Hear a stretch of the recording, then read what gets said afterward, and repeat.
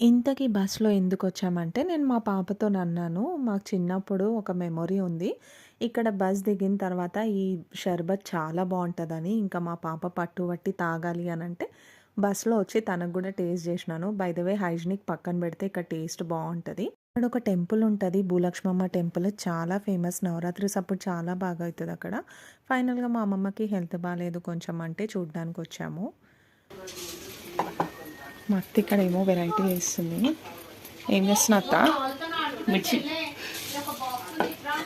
మిర్చి బజ్జీ. ఈమె మా చిన్నత్త. హాయ్ చెప్పత్త. మా అమ్మమ్మకైతే మేమెళ్తే ఎక్కడ లేని సంతోషము. రమ్మంటది ఊరికే గానీ ఇంకా మ్యారేజ్ అయిన తర్వాత కుదరదు గదా! Somehow she felt happy. ఇంకా మేము సండే ఎళ్ళినాం గాబట్టి ఓన్లీ వెజ్, బగారా రైస్, పప్పు, మిర్చి సాలన్ జేసిర్రు. ఇంకా అలా మాట్లాడుతూ ఉంటే టైం తెలీలేదు. అంతే వీడియో.